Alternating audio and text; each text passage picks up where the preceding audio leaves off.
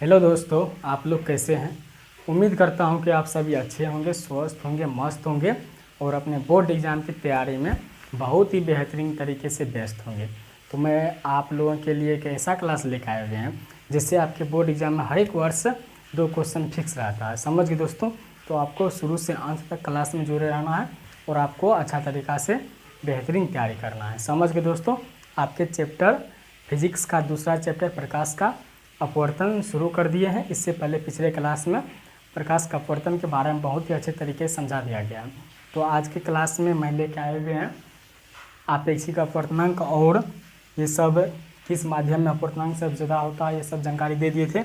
और एक पॉइंट है दोस्तों, ये बहुत ही अच्छा पॉइंट है, आपके बोर्ड एग्जाम में से हर एक वर्ष क्वेश्चन आता है सघन माध्यम और विरल माध्यम से। समझ गए। तो आइए क्वेश्चन देख लेते हैं कौन कौन सा क्वेश्चन है। समझ गए दोस्तों। सेशन को शुरू करने से पहले सबसे पहले आप सभी दोस्तों को सक्सेस स्टडी पॉइंट में स्वागत है। जिस चैनल से आप लोग जुड़े हैं उस चैनल का नाम है सक्सेस स्टडी पॉइंट। समझ गए। तो आइए सेशन को शुरू करते हैं। देखिए, आपका जो है क्लास 10th है और चैप्टर 2 शुरू कर दिए प्रकाश का अपवर्तन। देखिए क्वेश्चन क्या कह रहा है।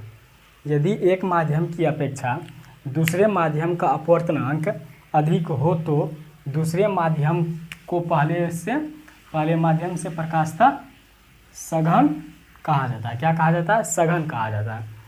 यदि एक माध्यम की अपेक्षा दूसरे माध्यम का अपवर्तनांक अधिक हो तो दूसरे माध्यम को पहले माध्यम से प्रकाश का सघन कहा जाता है, अथवा पहले माध्यम को दूसरे की अपेक्षा प्रकाश का विरल कहा जाता है। समझ गए दोस्तों।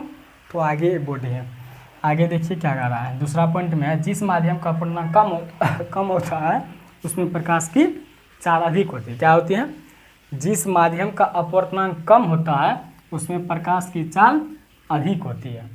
जिस माध्यम में प्रकाश का अपवर्तनांक जो है ना कम होगा तो उसमें प्रकाश की चाल अधिक होगी। समझ गए दोस्तों।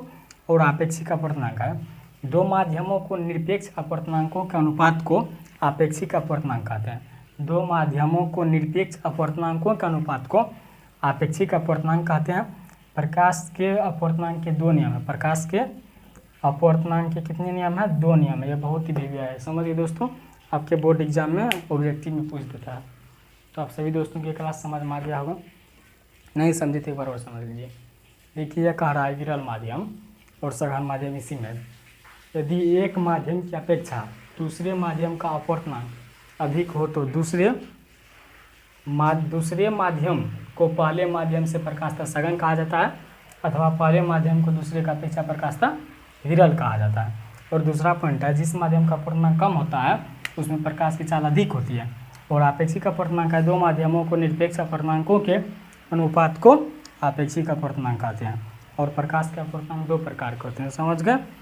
दो नियम है प्रकाश के अपवर्तनांक के, दो नियम है। ये दो नियम अगले क्लास में पढ़ेंगे। समझ गए दोस्तों। अभी बोर्ड पे उतना एडजस्ट नहीं हो पा रहा है क्वेश्चन। समझ गए ना। तो अगले क्लास में बताएंगे अपवर्तनांक के दो नियम कौन कौन है। समझ गए। तो आप सभी दोस्तों की क्लास समझ गए ना। तो अगर आप सभी दोस्तों की क्लास समझ में आया है तो कमेंट कीजिए समझ गए, और नहीं समझ में आया तो फिर भी कमेंट कीजिए। तो उम्मीद करता हूँ कि आप सभी दोस्तों की क्लास समझ में आ गया होगा। अगर आप सभी दोस्तों की क्लास समझ में आया है तो लाइक कमेंट शेयर और सब्सक्राइब करते रहिए। मिलते हैं अगले क्लास में। तब तक आप सभी दोस्तों स्वस्थ रहे, मस्त रहे और अपने बोर्ड एग्जाम की तैयारी में व्यस्त रहें। धन्यवाद।